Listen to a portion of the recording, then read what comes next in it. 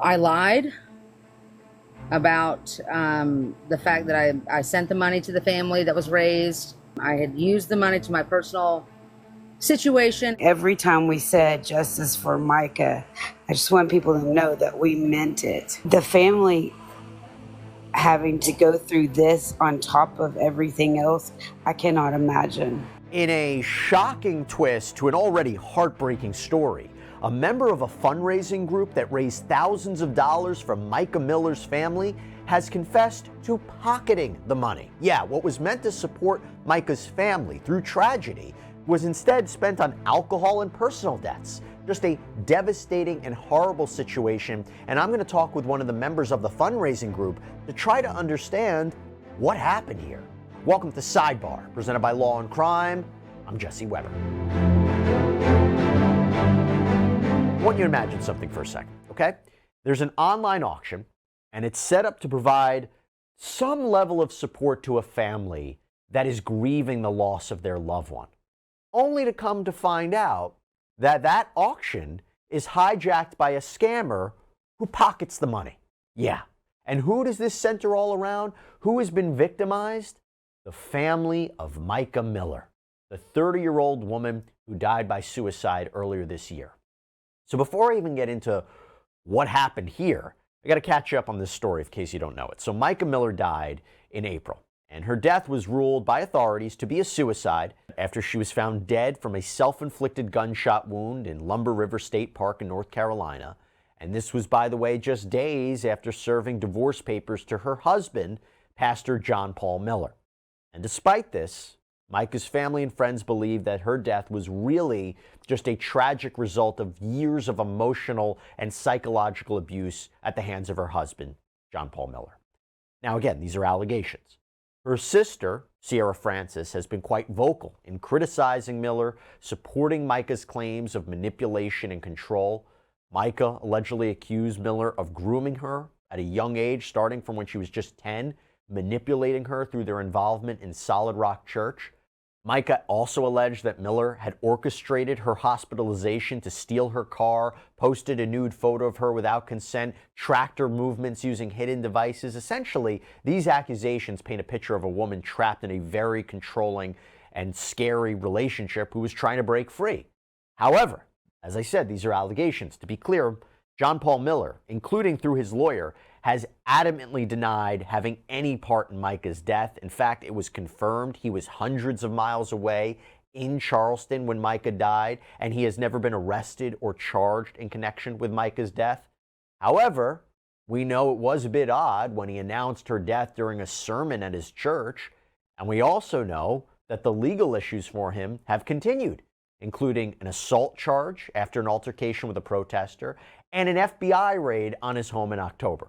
By the way, we have been trying to stay on top of every update in the Mica Miller story for you. And with that, I have to thank Upside for sponsoring this episode of Sidebar because they help to make shows like this happen. And right now, they have a special Black Friday promotion which has been extended through Cyber Monday. And Upside's great. It is a free app that gets you cash back on daily essentials like gas, groceries, food. So when I put my gas now or when I go to lunch, I can use the free Upside app to potentially get cash back. Real cash back, money that appears in your Upside app that you transfer right into your bank account. And once you have the Upside app, you claim an offer for whatever you're buying on Upside. You pay as usual using a debit or credit card. You follow the steps in the app, you get paid. And you can use Upside at all different kinds of places. Shell, Mobile, 7-Eleven, Taco Bell. And here's the Cyber Monday kicker. If you download Upside right now by clicking the link in the description and you use code BF10, you get a $10 bonus on your first purchase. This is a Black Friday, Cyber Monday special, one time only, $10 cashback bonus on your first purchase with our special code BF10. Now let's talk about what's happening.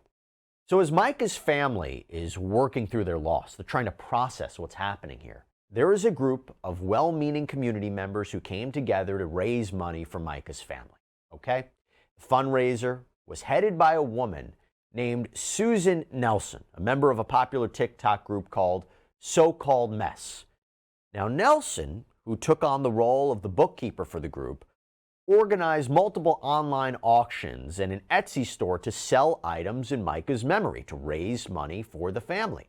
The items included handmade keychains, t-shirts, craft goods. They were promised again to generate funds that would be sent directly to Mica's family. All good, right? This is a good thing. Here's the problem. Over the course of the fundraiser, Nelson raised approximately $11,000, maybe a bit more. But instead of using the money as promised, she ends up spending it on personal expenses. You see, the turning point came in July when Mica's sister, Abigail Francis, learned of the fundraiser.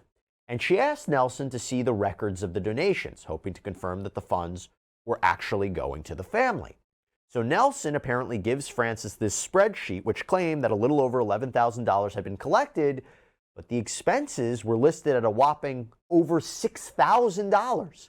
So Francis suspected something was amiss, something was wrong, confronted Nelson, and that is when the web of lies began to collapse.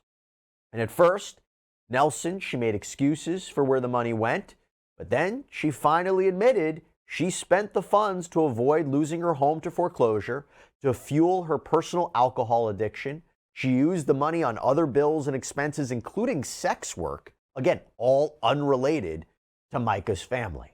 Now, before we go any further on this, I want to bring on a special guest.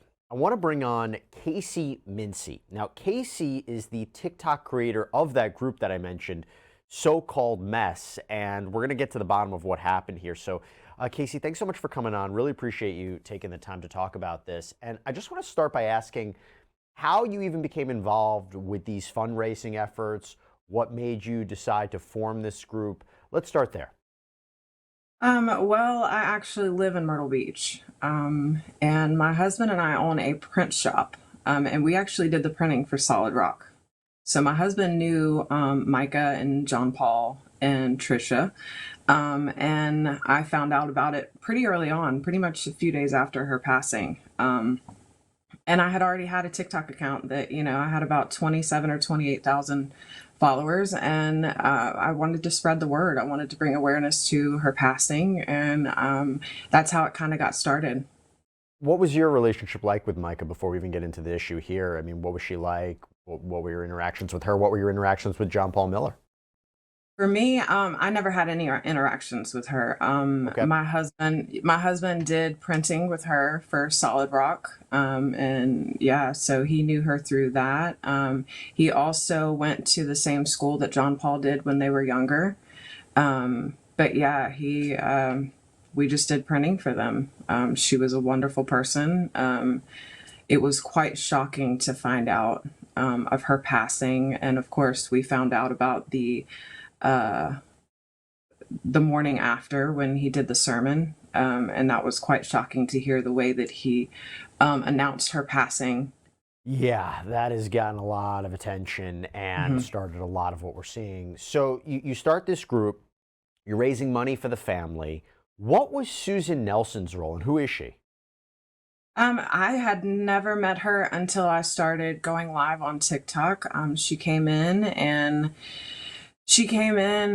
wanting to do a website for me. That was the main thing that she was offering to do. But she also came in with a pretty extensive background. She said she worked for USA Today News. She said she had ran multiple fundraisers for other causes. Everything that she had done in her past seemed quite credible. And that's kind of how it started. She offered to make t-shirts for the family. She got in contact with the family and they gave her permission to do so. And that's how it started. And after she started to do the t-shirts, she started to bring on ideas for other things. And with her background being what it was, and we looked into it, it all seemed credible. Everything, that she had done was out there, and we found proof of it, and it all seemed, a little too good to be true, but we had no reason to not believe that it was. I mentioned before this spreadsheet where it listed how much money was collected versus the expenses. Had you ever seen that spreadsheet before? Not until the very end, once she was caught. See, she was the one that facilitated all of that, and it was I just hosted the fundraisers on my TikTok live. She, of course, with her background, she insisted that she knew what she was doing. She insisted that she didn't need any help. She had already done this multiple times before. So mainly what me and my group would do would be to help facilitate that on my live. So, we would run the auctions and we would try and keep track of what was going on. It wasn't until the end, once she was caught, we did see the spreadsheets, and that's one of the things that brought up red flags from, at that point things didn't seem to add up. We were not understanding how you raise this much money, but it costs this much money to produce. It didn't add up for us either.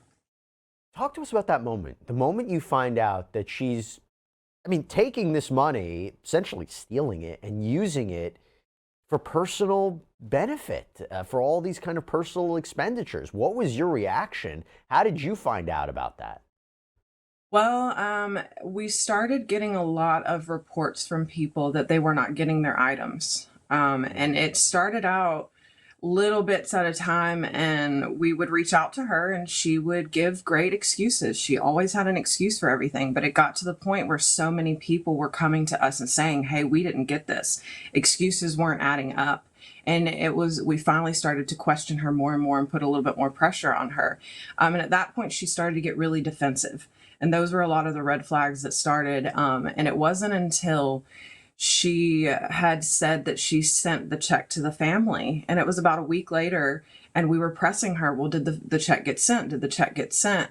And it was attempted to be delivered. She said she sent it through an accountant, and that they sent it through certified mail, and then it was attempted to be delivered. And I said, well, did you reach out to the family and make sure that they were there to get the check?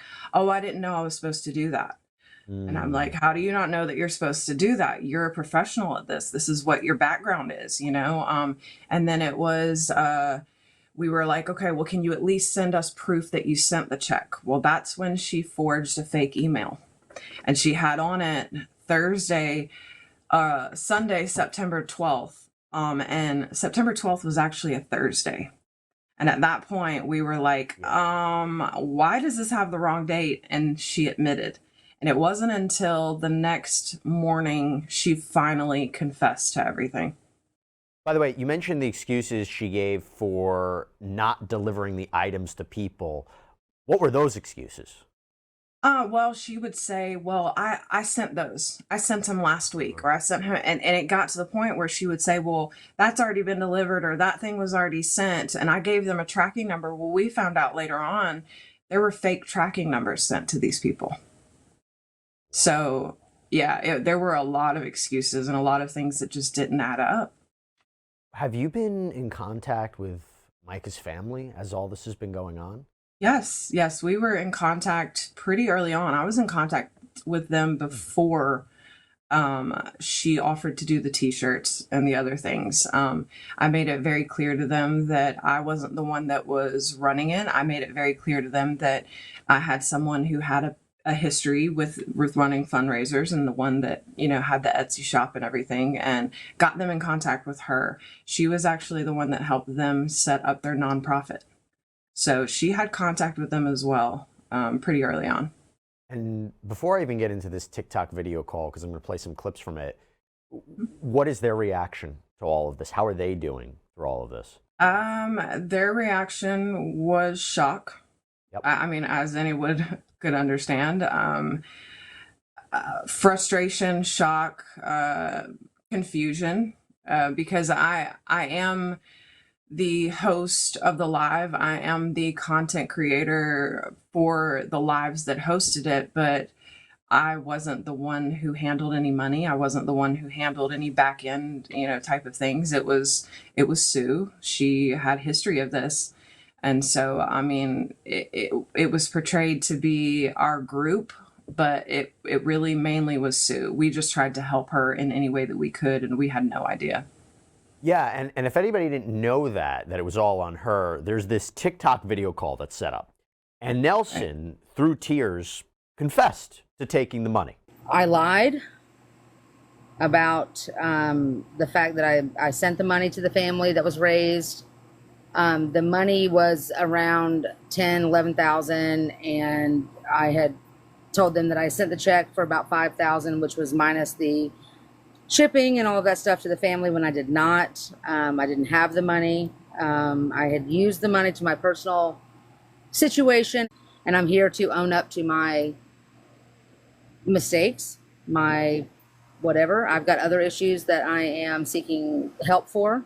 And she continued to explain that she had initially intended to use the money as promised, but instead she made this really bad decision to spend the donations when her personal financial troubles just seemed to escalate. It trickled from one thing to the next, to the next, to the next. And I didn't set out with that intent. I never did. Why would I set out with an intent to be malicious and steal and still create items and spend all the time doing all the things? I mean, that was never, it was a situation that I did. I did it. I mean, I have no problem. And while Nelson claimed that she never meant to hurt anyone, what happened? Her actions led to a lot of damage, both financially and emotionally. We all got connected because of Mica's story. And we have felt for her family and what they've been through. And the last thing we ever wanted to do was hurt them. Now, Cassie, what led to the making of this TikTok call when Nelson confessed? Did she know that she was going to get on there and confess? Is that what went beyond that? What went behind that, I should say? Well, once we caught her with the fake email, she tried to be very adamant at that point. I do have the money. I've just not sent it yet. Well, come to find out, the next morning, we just kept pressing her. We're like, okay, where's the money? Do you really have the money? And it just got to the point where she couldn't lie anymore. And so she admitted that the accountant that she said she had didn't exist. She admitted it all. And it's quite, she did do what she did, and it's awful. But I will give her credit for coming clean. She didn't have to do that, and she did. She admitted to her wrongdoings and told the truth eventually. And I mean, how did you get her to agree to a TikTok call? That's a public forum, and she's crying on this and saying how wrong she was. We got on a call with her, and I told her, I said, this was done publicly. We were on public lives. There are hundreds and thousands of people that donated money. We have to tell them something. So I'm going to have to go public and let these people know what happened. I can't just let this go, push it under the rug. And I said to her, I said, after everything that you've done, the least you could do would be come on this TikTok live and tell everyone what happened and let them know that it was you, that it was not me. My name has been thrown under the bus. My name was ruined because of all this. And thankfully she agreed to that. And I want to talk about that because you yourself took to TikTok and it was an emotional moment. You expressed your disbelief at what had happened here. And I just want to show our viewers just a quick portion of that. We had been lied to. We had been used and made a fool. I was so upset to find out someone that we all trusted had betrayed us so bad. After everything the family had gone through, after everything that everyone had gone through trying to find justice for this woman, do you realize how hard this has been? I was an absolute freaking wreck that day, from staying up on phone calls for all hours of the night, where I was trying to get the truth out of someone who used my name and my platform and all of us as a means to commit fraud. And we heard some very raw emotion from you there. You expressed in your video when you found out this happened. Can you walk us through what was going on in your mind then? I mean, what went behind that video, and what were you trying to convey to everybody who's been following you?